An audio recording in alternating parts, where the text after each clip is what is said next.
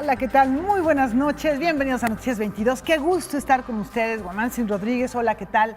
Laura Regis en la interpretación de lengua de señas mexicana. Tenemos literatura, tenemos artes plásticas, tenemos cine. Así es, Laura. ¿Qué tal, amigos de Noticias 22? Hoy vamos a tener una conversación con Juan Villoro. Irma Gallo estuvo con el escritor que nos hablará a propósito de un nuevo libro. Efectivamente, y también acerca de las lecturas que lo han formado. Vamos a ver qué hace a un buen escritor y también qué hace a un buen lector.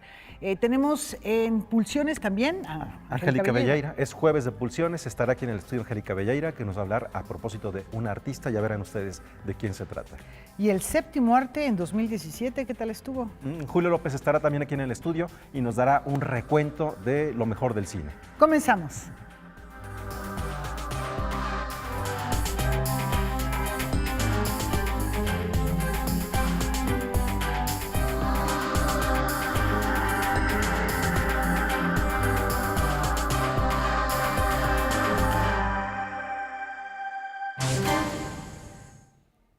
A lo largo del 2017 hemos conmemorado el nacimiento, el aniversario número 100 de Amalia Hernández. Así es, Laura, ella, la fundadora del Ballet Folclórico de México. Hemos tenido aquí en Noticias 22 diferentes instantes, una gala que fue también esplendorosa a principios del mes de septiembre. Y bueno, para cerrar este año hay un evento especial. Efectivamente, la presentación de esta biografía.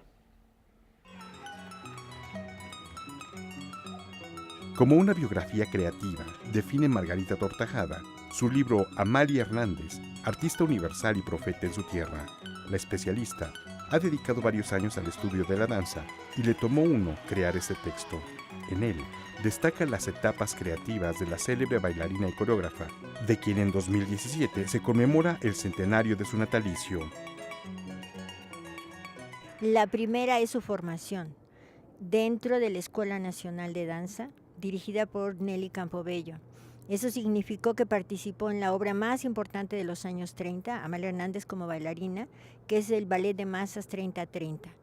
Y junto con eso aprendió técnica de ballet, de danza mexicana, de danza española, tap y las primeras muestras de danza premoderna que llegaron a México. Después, llegará la etapa en la que buscará su lenguaje dancístico propio. La siguiente etapa va a ser la de la danza moderna nacionalista. En 1939 llegan las pioneras, son dos norteamericanas, Waldine y Anna Sokolov, y empiezan a formar a sus discípulas mexicanas. Amalia Hernández elige ser Waldina y se incorpora dentro del nacionalismo en esa danza moderna y son sus primeras obras. El libro cuenta con fotografías del acervo del Ballet Folclórico de México, algunas inéditas, y también intenta dar cuenta de la singularidad de la creación de Amalia Hernández.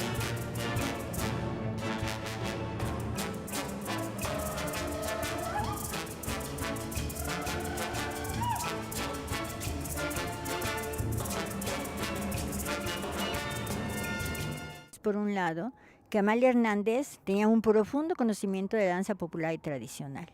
Y por otro lado, un profundo conocimiento de lo que significaba la escenificación de esa danza. O sea, tenía todas las herramientas que le habían dado las diferentes técnicas teatrales.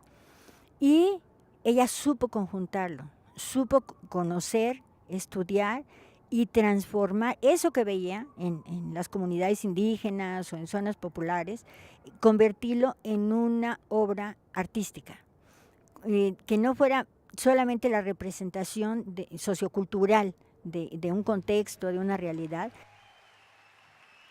Amalia Hernández, artista universal y profeta en su tierra, es una edición del Fomento Cultural Banamex, con el apoyo de la Secretaría de Cultura, a través del Instituto Nacional de Bellas Artes, así como del Ballet Folclórico de México y la Fundación Roberto Hernández. Noticias 22, Víctor Gaspar. Bueno, vamos ahora a otro tipo de información de la danza. Nos vamos a un centenario. Con motivo del centenario de su independencia, se presenta una exposición que nos acerca a Finlandia. Aquí en Noticias 22, en diferentes momentos, hemos dado cuenta de las celebraciones y de reportajes que se han hecho por los 100 años de este joven país. Una nación que ha logrado conciliar su desarrollo tecnológico también con el respeto al medio ambiente. Para celebrar los 100 años de la independencia de Finlandia, se preparó una muestra fotográfica, la cual se exhibe en las rejas de Chapultepec. Y estas imágenes que tenemos aquí es para explicar que Finlandia es un país que tiene tecnología de alto nivel, una vida de alto nivel también, pero también con un medio ambiente que es limpio y puro. Nosotros finlandeses valoramos mucho el medio ambiente y por eso también tenemos leyes muy estrictas para cuidar que no se hace daños en el medio ambiente. Los fotógrafos seleccionados para participar en la muestra son Lars Karstilan, Tommy Parkkonen y Meri Kutaniem. Esta última presenta imágenes en donde se muestra cómo se han adaptado en naciones como la estadounidense y contribuido a la sociedad local.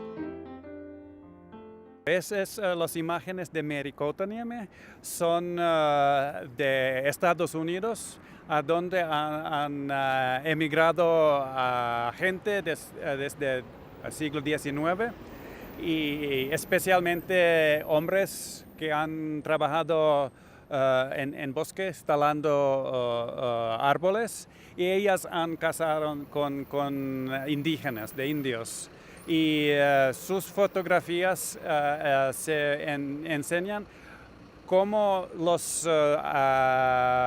este mixto de finlandeses e indios han tomado algunos aspectos finlandeses que en las generaciones se todavía tienen. Y eso es la idea porque es 100 años de Finlandia y también cómo las raíces finlandeses existen también en algunos lados que no se expecta. Noticias 22, Alberto Aranda. El Museo Nacional de las Culturas del Mundo nos muestra los primeros instantes fotográficos de un viajero holandés que llegó a nuestro país para quedarse hace 60 años.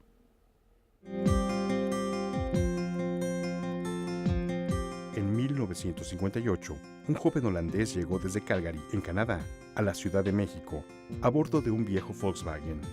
De camino, tomó la que sería su primera fotografía en México, la carretera de Querétaro.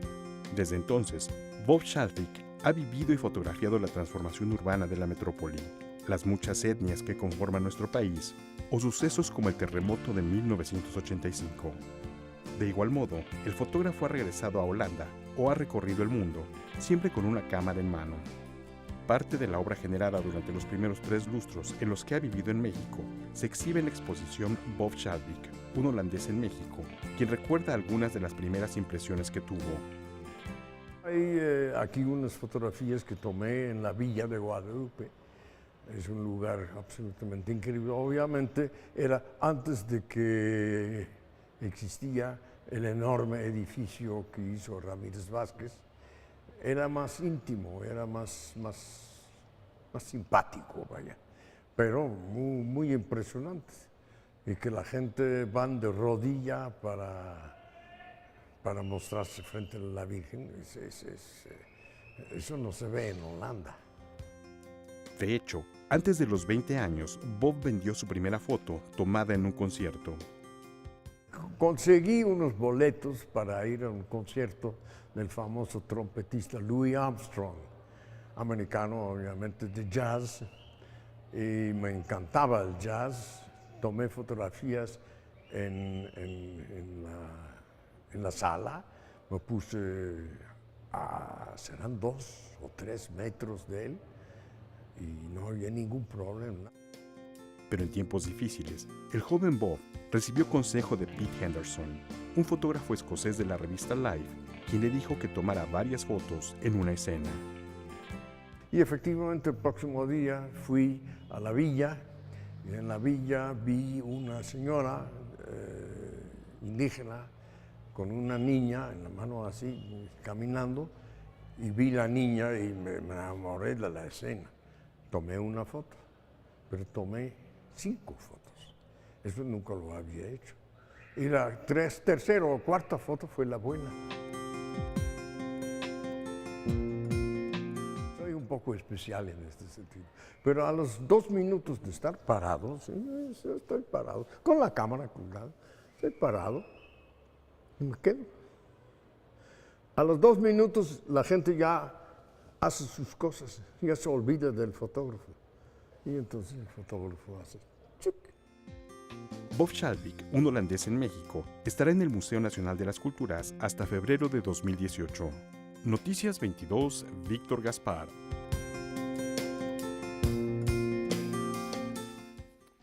Bueno, pues vamos a cambiar de tema, Huemansin, porque le hemos dado seguimiento al tema de la situación y las elecciones en Cataluña. Así es, hemos dado cuenta de qué es lo que ha ocurrido a lo largo de todos estos meses con estos procesos independentistas. Y bueno, se hicieron unas elecciones, hace unos instantes se dieron a conocer y tienen ustedes las imágenes de lo que ocurrió, el recuento de los votos de las elecciones catalanas de este día que avanza tras una jornada de una muy alta participación en toda Cataluña. Sí, efectivamente hay 97.67%, repito la cifra, 97.67% de los votos escrutados. Los ciudadanos se sitúan con 36 parlamentarios, ciudadanos, pues ya saben que es esta propuesta que tiene este nombre, y 2 más que los independentistas y pues así van las cosas.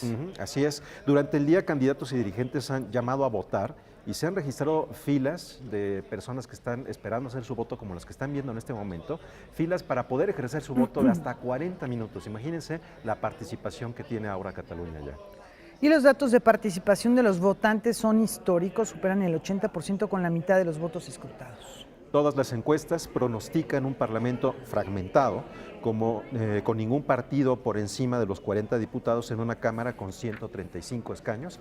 O sea que después de lo que ha ocurrido en estos meses en España, concretamente en Cataluña, va a haber un gobierno muy dividido. Esperemos que eso también se vincule a una mejor negociación, no como la que desafortunadamente nos tocó ver en semanas pasadas. Y bueno, nos vamos después de esto a la pausa. Así es, volvemos de inmediato.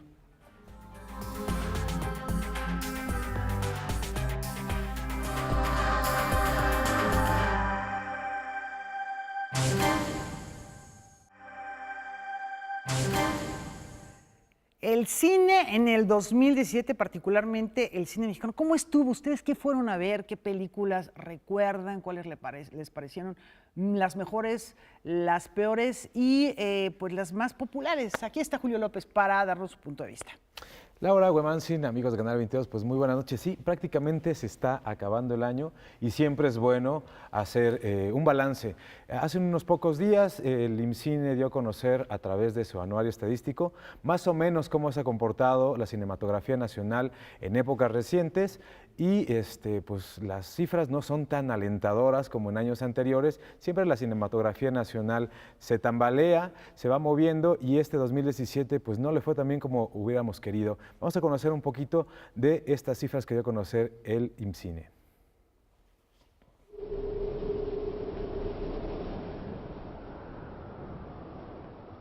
No podemos decir que fue un mal año para el cine nacional, pero tampoco podemos echar campanas al vuelo, pues las recientes cifras reveladas por el Instituto Mexicano de Cinematografía muestran retrocesos en algunos rubros, tal vez los más importantes para la industria: la asistencia del público y el número de películas mexicanas estrenadas comercialmente.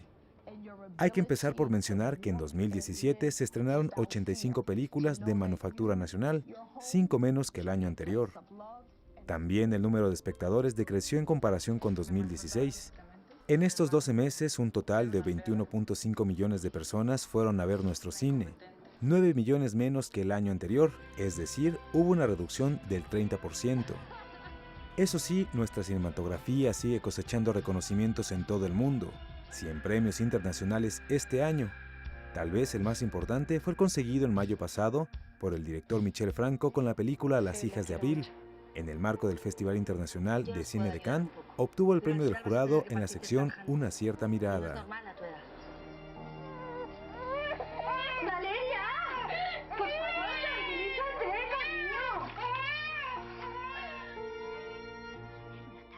En el ámbito nacional también brilló nuestra cinematografía. Las películas mexicanas cosecharon un total de 93 premios. No es de extrañarse que uno de los títulos más ovacionados sea un documental. Me refiero a La Libertad del Diablo del cineasta Everardo González. Filme que bien podría llevarse el título de la mejor película mexicana estrenada en el marco de un festival de cine. Como que están en el lugar, pero a la misma vez no están. Dije, bueno, ya me maté, ¿ahora dónde voy? Mi vida no tenía sentido en sí. Comercialmente, la gran propuesta fue Vuelven, de la directora Isa López. A los plebitos se los llevan quién sabe dónde.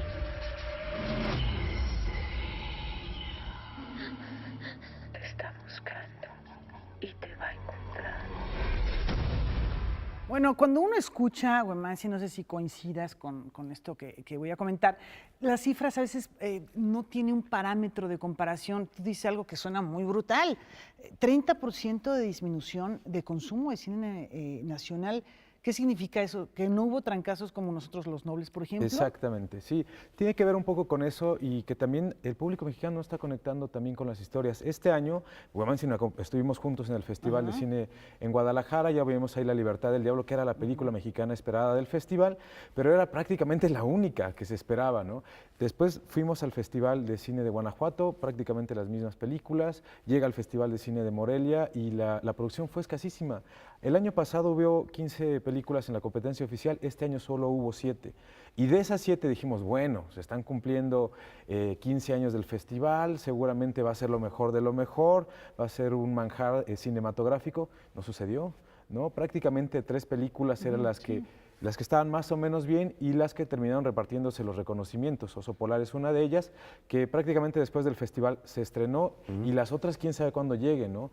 Por ejemplo, una película que se llama... De Marcelo Tovar. Sí, Casa Caracol, fue destrozada por la prensa nacional e internacional, ¿no? Y esa película quién sabe cuándo llega a la cartelera. Eso, sí. Y hay otra cosa ahorita que dices eso, Julio. Significa que en este año tuvimos pocos estrenos, pero también fue un año en donde se produjeron 175 películas por el IMCINE, sin considerar lo que han hecho productoras privadas, que, dicho sea de paso, cada vez más productoras privadas presentan películas más allá del IMCINE, como ocurría a principios de este siglo, que prácticamente eran las películas mexicanas las que solamente financiaba el IMCINE. Entonces son 175, es un máximo histórico de producción, pero al mismo tiempo tenemos una poca exhibición y el público que no termina de conectar. Y lo que estás mencionando, que también es muy sintomático, que tampoco estamos hablando de grandes producciones cinematográficas en este año, ¿no? Sí, y la manera en que están combatiendo, digamos, de manera alternativa la exhibición es a través de nuevas formas de exhibirlo, ¿no? Está la Semana de Cine Mexicano en tu ciudad, que la han llevado a Acapulco, recientemente la llevaron a Morelia. Tienen también Filmin Latino, que es esta plataforma que también forma parte del IMCINE. Tienen una red de bibliotecas donde se proyectan películas mexicanas y lo que están proponiendo para esta nueva etapa y este año que comienza es invertirle a los cines de la provincia, ¿no? Esos que se rezagaron tecnológicamente y que no tuvieron para renovar ni sus butacas, ni los proyectores, ni el sonido. Entonces el IMCINE les va a financiar algunos créditos para que salgan adelante y también les va a exigir que el 15% de lo que se exhiba sea cine nacional. Entonces, es decir, más o menos como este proyecto de la Casa del Cine, que está en República de Uruguay, ¿no? Cine Tonalá, que Cine ofrece Tonalá. cine alternativo, ¿no? Cine que permanece muy poco en las pantallas o que definitivamente no llega. En la Ciudad de México tenemos un circuito que le llaman alternativo, que es justamente Cine Tonalá, la Casa del Cine, el Centro Cultural Universitario en Ciudad Universitaria, y la por Cineteca. ahí la Cineteca, Cinemanía, por ahí es otro, ¿no? Y algunos otros cines comerciales como es en la parte sur está Cinépolis Perisur, ¿no? Cinépolis Universidad Cinépolis Diana. y Cinépolis Diana, ¿no? Y por parte de Cinemex está Cinemex Casa de Arte, que está en Polanco. En Anatole France, ¿no? Sí, el que antes era, ya hasta olvidé el nombre, pero bueno, ahora se llama Cinemex Reforma, que está ahí en Río Guadalquivir, y así se han repartido un poco, digamos, esa parte cultural, ¿no? Más allá de los mainstream. y de esta manera está combatiendo, digamos, el IMCINE esta falta de exhibición del cine nacional. Pero entonces, Mosé, bueno, pues es estar David y Goliat, ¿no? Y una cosa que también ha ocurrido es que efectivamente mencionaste La libertad del diablo, por ejemplo. Hay películas que pueden ser, yo estoy de acuerdo en quienes dicen, bueno, no es que sea documental o ficción, es una película, ¿no? Pero yo creo que todavía la gente no acaba, como tú decías, de establecer esta empatía o este interés por largometrajes que no son de ficción y que no llegan a lo mejor a tener ya sea un marketing, no sé realmente a qué se deba, pero la gente sigue teniendo esta resistencia. Sí, este ¿no? pequeño distanciamiento. Fíjate que pasa, y lo mencionaba también curiosamente, una película que llegó haciendo poco ruido que se llama Vuelven, que ya se estrenó comercialmente. Y lo curioso de esta película es que salió a cartelera con pocas copias, le fueron reduciendo los horarios, la gente le empezó a buscar, le dieron más horarios, salió de cartelera cuando llegó Coco y todas estas películas monstruosas, y después la volvieron a programar. Entonces la pueden encontrar otra vez ahí en la cartelera, ¿no? Ahora hay otra cosa que también es interesante. El año pasado o antepasado le fue muy bien al cine mexicano, pero tiene que ver particularmente con los números que hizo Nosotros los Nobles y que sí se celebró que fuera una película de una manufactura que fuera atractiva, pero también era una verdad que no era un argumento nuevo y que era una fórmula probada de una película que ya había sido exitosa. Era un remake. Lo que quiero decir es que pareciera que las películas que tuvieron conexión con el público, la mayoría de nuestros cines mexicanos, esa de los años 50, 40, no ha vuelto a tener una conexión con el público. Por ahí hoy. están el melodrama mexicano muy presente, como en películas como No se aceptan devoluciones, que también fue un trancazo en taquilla, Nosotros los Nobles y Qué culpa tiene el niño, ¿no? Y a propósito justamente de esos taquillazos del cine nacional, pues los invito a conocer cuáles son las 10 películas, que no es tan lejos de lo que hemos estado hablando, ¿no? Vamos a ver cuáles son las 10 películas más taquilleras del cine nacional en 2017. Las comedias románticas siguen siendo las reinas de la taquilla mexicana, pues ocupan los 7 primeros puestos del Top 10 anual 2017. El primer puesto es para Hazlo como hombre, del director Nicolás López. La premisa es muy sencilla. En un país machista, ¿cómo es que un hombre que siente atracción por personas de su mismo sexo afronta su sexualidad? Con sus 4.3 millones de espectadores se coló a la lista de las 10 películas mexicanas más taquilleras de la historia, desbancando Ay, tu mamá también, de Alfonso Cuarón. Marta Gareda se ha consolidado como una de las actrices mexicanas más taquilleras del cine mexicano. Ella protagoniza Tres idiotas, que atrajo 2.6 millones de espectadores. Su trabajo en filmes de comedia es destacado, por eso no es raro que Mariana Treviño protagonice Cómo cortar a tu patán. Este filme vendió 2.3 millones de boletos. El cuarto y quinto puesto lo ocupan respectivamente Todos queremos a alguien, con Carla Souza en el protagónico, y El tamaño sí importa. El cine de terror siempre se hace presente en este listado. Mientras El lobo no está, dejó un buen sabor de boca entre la crítica especializada, y el público también respondió. Más de 900,000 personas asistieron a verla. En el puesto 7 encontramos otra comedia romántica, ¿Cómo matar a tu esposo muerto? Un estreno pequeño del que poco se esperaba, pero que terminó por instalarse en el gusto del público. Luego llegó Camino a Marte, que disfrazada de película de autor también gira en torno de un amor aparentemente imposible. Nunca falta el cine de animación. La Isla Calaca se ubica en el puesto 9. La única propuesta de cine de autor que se metió en este listado es Las hijas de Abril, del director Michel Franco. Con sus 200,000 espectadores, obtiene el puesto 10. Cabe aclarar que se esperaba mucho más de esta cinta que distribuyó Videocine. Háblame del novio. ¿La quiere? Sí, la quiero mucho. Bueno, pues ahí lo tienen. ¿Cuántas de estas películas vieron? Algunas ya están en algunas plataformas digitales. Y digamos un dato curiosísimo de estas 10 películas, 7 fueron distribuidas por Videocine. Así que digamos que esta distribuidora pues, sabe hacer su trabajo bastante bien, ¿no? Así es, pero también hay una cosa interesante cuando estamos viendo este tipo de películas, Julio, amigos. Estamos frente a historias que... claro, estaría a debate lo que voy a decir si existe o no la clase media todavía en México, pero sería en esta fórmula de sexo, pudor y lágrimas, la comedia yuppie, como en su momento algunos críticos la llamaron a finales de los años 90, es absolutamente un público que lo mismo puede ver Coco que esta película, cualquiera de estas películas, ¿no? Lo que quiero decir es que estamos frente a una clase media aspiracional que está buscando historias que más o menos le reflejen sus aspiraciones en pantalla y que para eso nos alcanzan 2 millones de espectadores. Y por otro lado, los 200,000 espectadores de Michel Franco, que con todo y lo que ganó con los premios en Europa, y que aquí se presentó con cerca de 200 copias, estamos hablando que cada copia juntó a cerca de 100,000 espectadores. Y no fue negocio. No fue, pareciera que no fue un gran negocio. No, para nada. No, y por el otro lado también vemos que hay como un renuevo generacional de actores taquilleros, ¿no? Donde la personalidad de las mujeres, la presencia de las mujeres es preponderante, ¿no? Entonces ahí tenemos a Aislinn Derbez, o los hermanos Derbez, porque también está Badir. Fíjate que es muy curioso porque ellos dos participan en 2 películas, ¿no? También vemos a Carla Souza, que es la de Nosotros los Nobles, a Mara Escalante por ahí también forma parte de este listado. Entonces son personajes que de alguna manera empezaron primero su carrera en televisión y luego saltaron al cine y ahora están buscando hacer otro tipo de proyectos, ¿no? Sobre todo Carlos Sosa ha tratado de desligarse un poco de este tipo de personajes y apostar por otro tipo de proyectos, como lo ha hecho en su momento ya Luis Gerardo Méndez. Porque hay otra cosa interesante, estamos hablando de comedias, la mayoría de ellas. Comedia romántica. Sí, comedia aunque romántica. los actores no necesariamente son comediantes. Sí. Entonces es como un guión de comedia, pero sin un comediante de por medio. Sí, no, y la ausencia justamente de las grandes propuestas, ¿no? Por ahí siempre hemos hablado de Tempestad, hay que irla a ver, ¿no?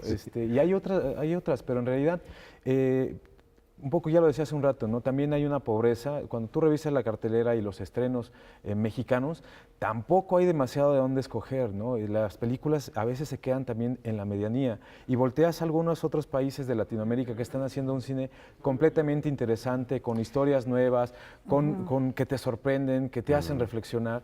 Y entonces ahí es cuando dices, órale, ¿qué está pasando con el cine nacional? Y que sí hay esta conexión entre decir una propuesta novedosa, una propuesta original y un público al que atrae, que sería, digamos, esta pinza que habría que cerrar, ¿no? La buena historia que además tenga esa capacidad de atraer al público y como lo mencionabas hace un momento, que no sea tampoco nada más, bueno, pues ya hizo su película y que bien le quedó, sino que esto sirva también para financiar otras propuestas. Sí, definitivamente las mejores propuestas del cine nacional están en el documental. Y Huemansin, que tuve la oportunidad de aventarse una larga entrevista con Everardo González, pues ves el acabado y la película ha ganado en todos lados. Acaba de ganar en los premios Fénix, ¿no? Mejor fotografía, mejor música y mejor película documental. Y que esperemos que tenga una mejor conexión con su público, ¿no? Sí, sí, la película se va a estrenar este año, ¿no? Y todavía se estrena este fin de semana cuando los hijos regresan a casa, que es una comedia, ¿no? Y que va a modificar un poco todavía estos números, pero prácticamente van a quedar un poco inamovibles. Se espera que si va bien, llegaremos a los 1,000 millones de pesos recaudados en taquilla, pero no más, ¿no? Comparados con el año pasado fueron 1,350 millones los que se recabaron. Y que habrá que ver a cuánto equivale en porcentaje a lo que recaudó Coco, por ejemplo. Sí, ¿no? bueno, lo que sí hay que resaltar, y no lo hemos dicho, es el gran trabajo que están haciendo desde el IMCINE con el anuario estadístico que justamente permite hacer estas mediciones y te permite hacer estos comparativos. Perfecto. Pues Julio, pues son Gracias. noticias medio amargas y medio dulces, pero está muy bueno hacer este análisis sobre el cine. Gracias. De nada. ¿Qué les parece? Te invitamos, Julio, quédate con nosotros para hacer este recorrido por el mundo.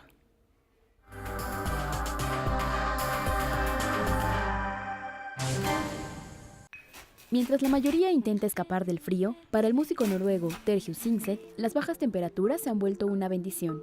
El artista, en busca de nuevos sonidos, construyó sus propios instrumentos 100% de hielo que pudo utilizar en su más reciente presentación en Londres. Un espectáculo musical interpretado con cuernos, tambores y un hielófono, además de la voz femenina de la cantante María Escranes. Con este proyecto, el también compositor busca resaltar la fragilidad y belleza efímera del hielo en sus conciertos. De acuerdo con Tom Bossert, asesor de seguridad de la Casa Blanca, los ataques informáticos del virus WannaCry fueron realizados por el grupo de hackers Lazarus Group desde Corea del Norte. A este grupo de piratas informáticos se le relaciona también con las infiltraciones a Sony Pictures en 2014 y recientemente el robo del 15% del total de la banca digital Bitcoin. Los investigadores estadounidenses continúan en busca de estos hackers, quienes han saqueado instituciones y empresas de 150 países. Con motivo de las elecciones en Cataluña llevadas a cabo el 21 de diciembre, se montó la exposición Puertas por la Libertad en el Museo de Olot en España. La muestra consta de 18 puertas intervenidas por distintos artistas del pueblo de Olot, cerca de Girona.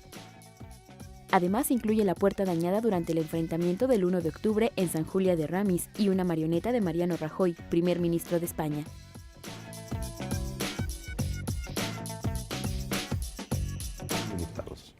Bueno, pues es momento de hacer una pausa. Todavía nos quedamos con estas imágenes del cine en la cabeza, de los números que nos dio Julio. Sí, como para... No muy bien para cerrar el año. Pero bueno, vamos a una pausa, tenemos más información, volvemos en unos instantes.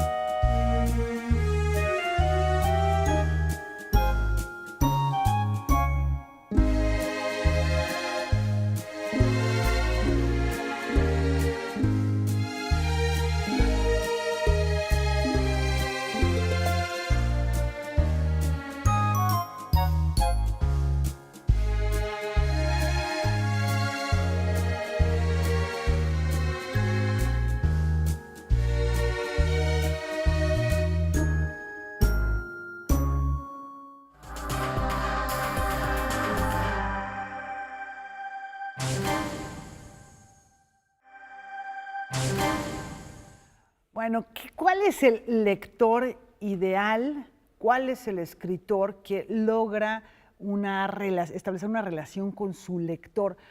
El que seguramente sabe de eso, Huemansin, es Juan Villoro. Así es, y que Juan Villoro, a continuación, una conversación que nos invita a recorrer parte de su biblioteca, responde muy bien a esto que alguien en el Cono Sur ya había dicho hace algunas décadas.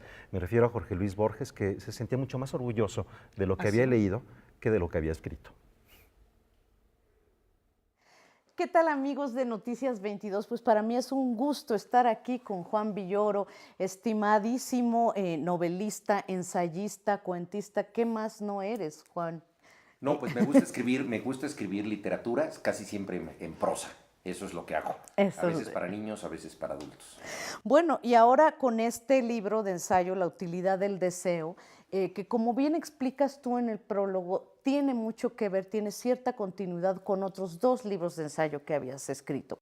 Sí, a lo largo de su trayectoria, yo creo que cualquier escritor se define no siempre por lo que escribe, sino por lo que lee. Todos nosotros somos primero que nada lectores, y creo que de lo que podemos estar más orgullosos no es de los libros que hacemos, porque ahí siempre somos jueces y parte, sino de los libros que leemos. Algunos escritores tienen la necesidad de escribir también sobre sus lecturas. Cuando yo admiro mucho a un escritor, de inmediato me interesa saber cuáles son los libros que lo formaron. Por ejemplo, tuve la suerte de conocer a Kenzaburo Oe, el gran escritor japonés, y él se mostró muy interesado en hablar con un mexicano. El encuentro ocurrió en Barcelona, y me dijo que él había venido a vivir a México durante 2 años, que estuvo en el Colegio de México, porque su autor favorito era Juan Rulfo.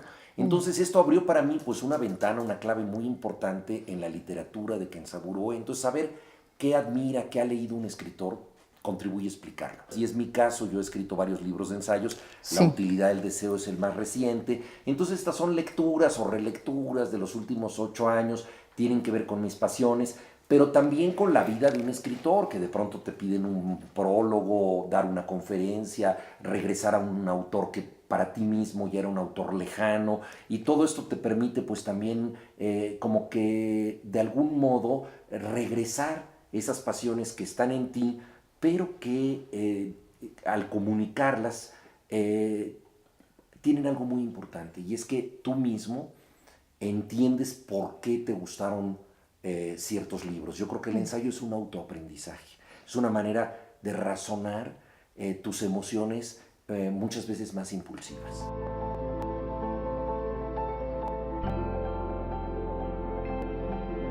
Me encanta esta metáfora del bosque y de escribir y de leer y de los libros como un regreso al bosque. Bueno, yo estudié en el colegio alemán y entonces una de las primeras certezas que yo tuve de los cuentos de hadas alemanes es que ocurren muchos de ellos en el bosque, que es el espacio de los hechizos, es ese espacio de lo desconocido, y creo que la imaginación en general se ha dejado imantar mucho por lo que ocurre ahí, ¿no? en el bosque. Y Heidegger, filósofo alemán, escribió un libro maravilloso de ensayos sobre literatura que él le puso como título, la traducción literal sería Las sendas de la madera, que en realidad son los caminos que utilizan los guardabosques, estos caminos un tanto secretos en el bosque, para sacar ramas, para sacar a veces de manera subrepticia alguna leña, cosas por el estilo. Y él identifica como filósofo la lectura con esta búsqueda de caminos laterales, ¿no? Como esas sendas que se buscan en el bosque, que muchas veces solo conocen quienes más lo frecuentan. Entonces me parece que es una metáfora muy sugerente de la lectura.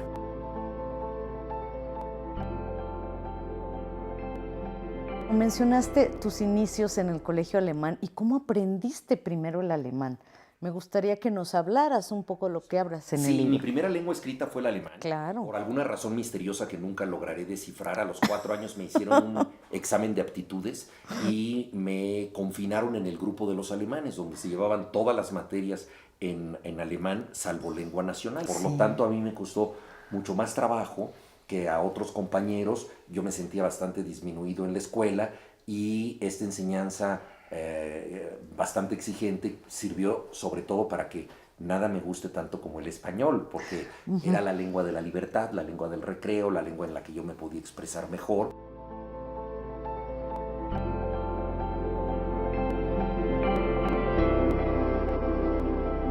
De redondo, bueno, el fútbol en la vida de Juan Villoro, y previamos también a Heidegger, hijo de un gran filósofo, un doctor en filosofía, don Luis Villoro. Imagínate esta combinación de su gusto por el fútbol, su gusto por la música. La música es un una formación enorme. de rockero, pero de hueso colorado.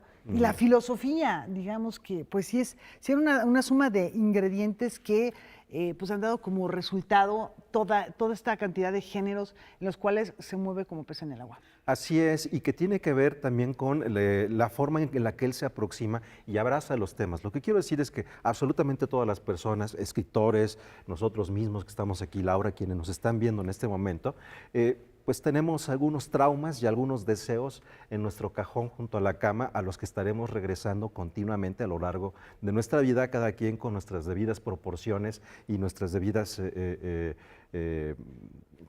habilidades, ¿no?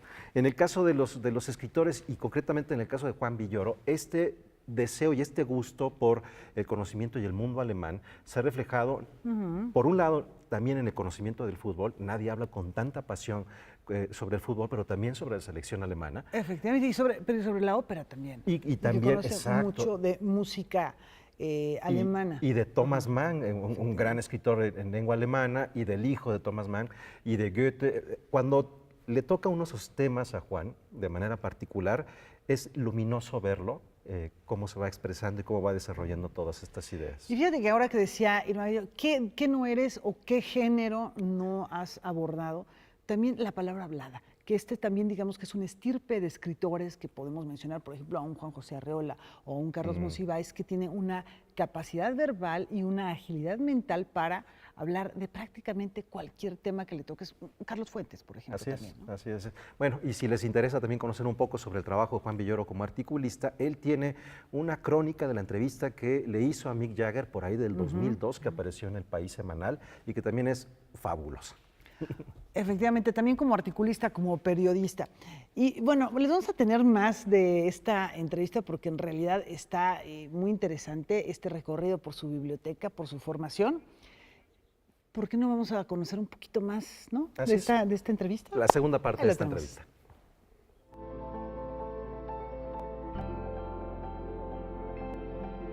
hablas de esta utilidad del deseo y de cómo la literatura infantil al principio se vio como algo menor. Como los mismos niños, ¿no, Juan?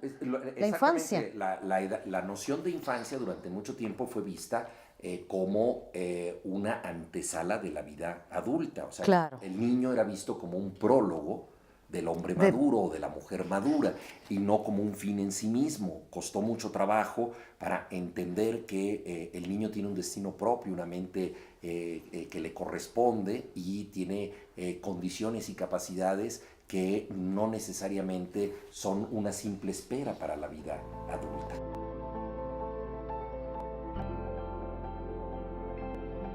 Y uno de los pocos libros que recibe para leer este alumno ideal que imaginó Rousseau es nada más y nada menos que Robinson Crusoe, la obra de Daniel Defoe, a la que yo dedico un largo capítulo también, en mi libro.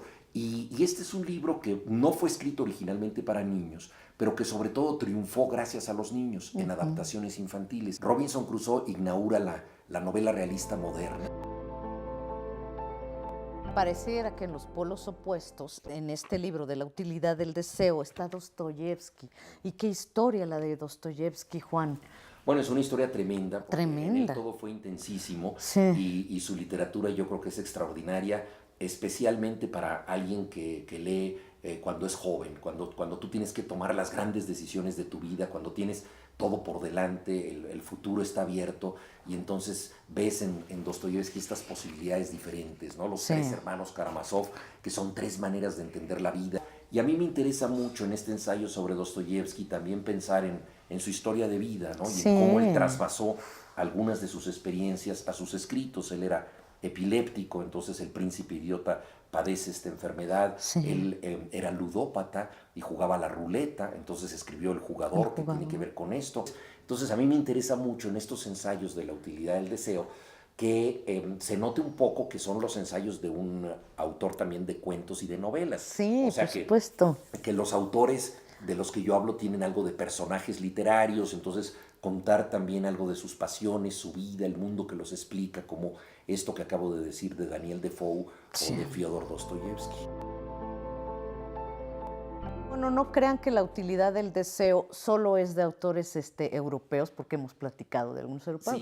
También nunca dejas de lado las letras en español. Qué bueno que lo mencionas, Irma, porque bueno, hay todo un capítulo sobre las cartas de escritores. Que es maravilloso. Que a mí me interesan mucho porque yo pertenezco a la que quizás sea la última generación que escribió cartas. Entonces yo escribí ahí de 3 autores latinoamericanos que para mí han sido muy importantes: Juan Carlos Onetti, Julio Cortázar y Manuel Puig. Y luego ya dentro de los autores de nuestra lengua, pues hablo de Rodolfo Usigli, el gran precursor de la dramaturgia mexicana moderna, de Jorge Ibargüengoitia, un autor que a mí me ha marcado mucho y que durante mucho tiempo fue un autor muy popularmente leído, pero poco estudiado críticamente en México. Y luego de Carlos Monsiváis y Ramón López Velarde, 2 autores muy importantes para mí por distintas razones. Juan Villoro, te agradezco muchísimo esta entrevista. Ya saben, la utilidad del deseo, bueno, hasta de medicina y literatura hablamos. Pues sí, es una de las ventajas de la literatura, que te permite asumir de manera imaginaria las profesiones que no tuviste. A mí me hubiera gustado ser médico. Muchísimas gracias, Juan Villoro. Gracias a ti, Irma. Volvemos con ustedes al estudio. Hasta pronto. Me hubiera gustado ser médico. ¿Qué especialidad habría tenido? ¿Cuál te imaginas? ¿Quién sabe? Pero, por ejemplo, Chekhov fue médico.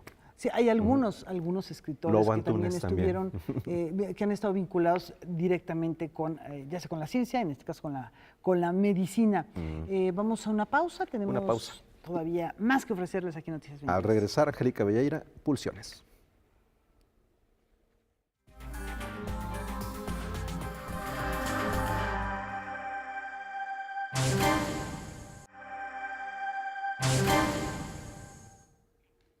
Hola, buenas noches. En esta sección Pulsiones que finaliza este 2017, estamos muy felices de contar en esta ocasión con Virginia Ledesma, una pintora que viene de Querétaro, hoy viajó desde allá para acá.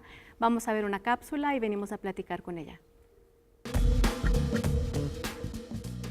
Nació en un pueblo minero del estado de Querétaro, así que las palabras horno, calera y mercurio le son afines. Hoy, la pintora Virginia Ledesma regresa a aquella memoria de infancia y se inventa escenarios del semidesierto en San Joaquín, municipio de la Sierra Gorda queretana. Y las dunas, los paisajes cambiantes y los pobladores mineros se integrarán a su más reciente interés al confeccionar óleos y persistir en un oficio que le place y respeta. Una obra de tiempo, calma y planeación integra su paleta, con una mezcla de fuerza expresiva en rostros y sutileza en cuerpos que trascienden la figuración plana y realista. De niña dibujaba con jaboncillo, la tiza para marcar telas antes del corte, y para pintar usaba grana cochinilla, por lo que aquel era su mundo natural. Estudió artes visuales en la Universidad Autónoma de Querétaro y desarrolló el máster en Teoría y Práctica de las Artes Plásticas Contemporáneas de la Universidad Complutense de Madrid. Su referente principal es Antonio López García, el pintor español Premio Príncipe de Asturias. Para él, una de las cualidades de Virginia Ledesma es su capacidad de transmitir emociones con un lenguaje pictórico esencial que traza mapas de piel. Caligrafía en dibujos y pinturas que roza la simbología de lo imaginario, a decir del poeta Francisco Cervantes. Una obra sensible y potente con la concepción de los encuadres, en opinión del crítico Eric Castillo. En tiempos de domesticación de la imagen, un arte que plantea no solo emociones, sino preguntas. Creación que no busca la mímesis, sino la interpretación de momentos y espacios. Artista nodal en la escena plástica queretana, Virginia Ledesma prepara una muestra individual en el Museo de Arte de Querétaro para 2018. Y aquellas minas de infancia, escenarios en perpetuo movimiento, no solo por las piedras, sino por sus pobladores de carne y hueso, serán parte de ese cuerpo laborioso que es su pintura. Con información y texto de Angélica Abelleira, Óscar Helguera, Noticias 22.